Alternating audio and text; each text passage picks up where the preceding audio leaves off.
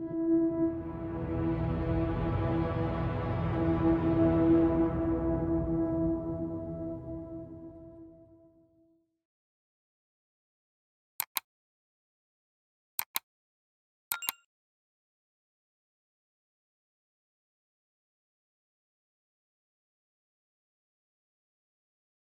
first blooms came early that spring.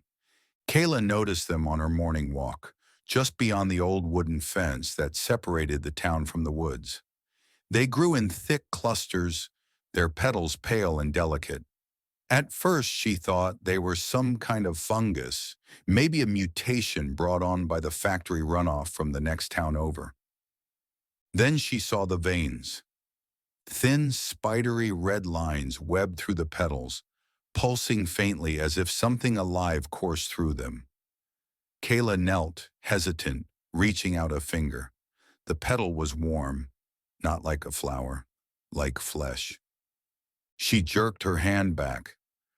"What the hell?" she whispered. She stood quickly, backing away from the strange blossoms. She had seen her share of weird plants, growing up so close to the forest, but nothing like this.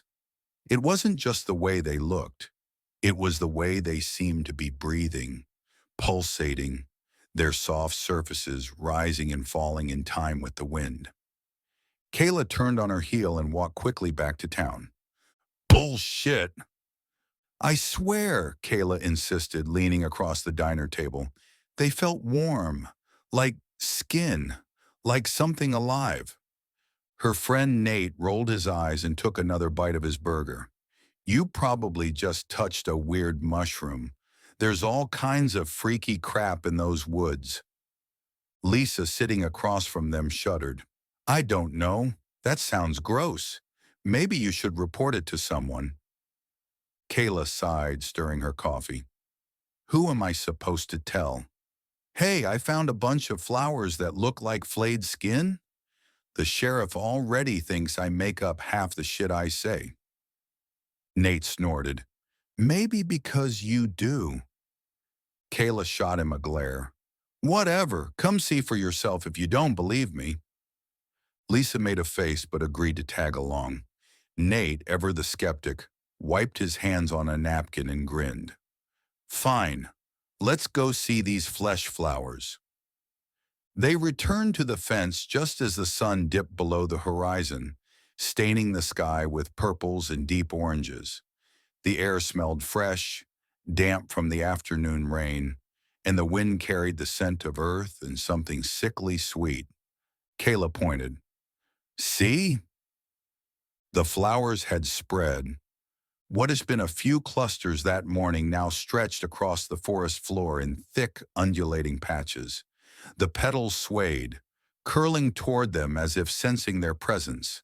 Some of them opened. Lisa gagged. "Jesus, are those teeth?" Kayla stepped closer. Nestled in the center of some blooms were rows of tiny, needle-like teeth. Others had dark, wet openings that pulsed like throats trying to swallow. Nate's face twisted in disgust. "Okay, that's fucked."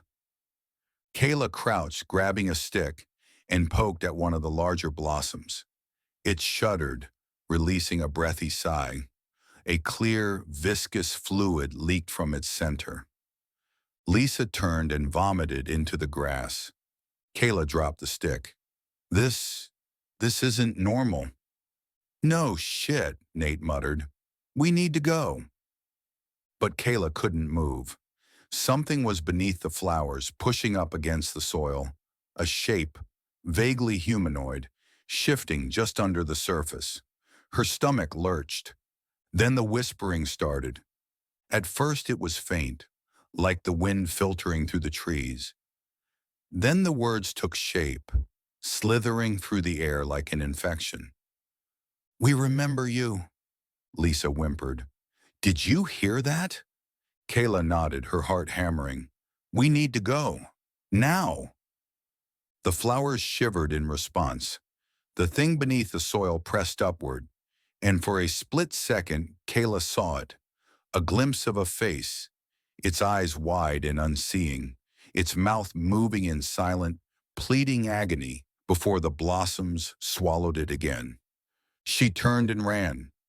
They didn't stop until they were back at town, panting and shaking. Lisa wiped at her mouth, still pale from vomiting. "We can't just leave that there." "What do you want us to do?" Nate snapped. "Call the cops? Tell them there's a field of living meat flowers whispering at us?" Kayla swallowed hard. "We go back. We burn it." Lisa stared at her. "Are you insane?" Nate hesitated. "Number? She's right." That night, armed with cans of gasoline and a bundle of matches, they returned to the woods. The flowers had spread further, creeping toward the fence like a living tide. The air was thick with that sickly sweet scent. Kayla didn't hesitate. She popped the cap off the gas can and began pouring, the liquid soaking into the grotesque petals.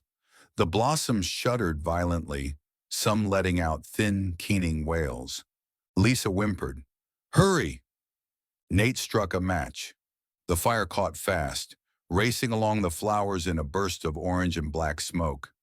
The smell was unbearable, a mix of burning meat and something chemical. The blossoms writhed, their pulsing centers shriveling, teeth snapping at the air before curling into themselves. Then the ground burst open. Something massive, tangled in vines of wet, pulsing flesh, pulled itself free from the soil.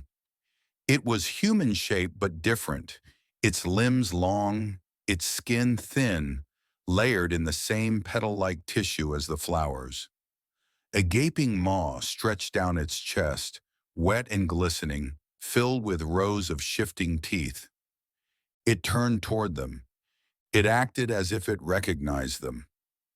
The whispers came again, stronger now, curling around Kayla's skull, like fingers digging into her mind. "You brought us back." It stepped forward. Kayla screamed, grabbing Lisa's arm and yanking her away. Nate was already running, his breath ragged. Behind them, the thing moved through the flames, untouched, growing with every step. As they fled, Kayla dared one last look over her shoulder. The flowers were still burning, but new ones were already beginning to bloom.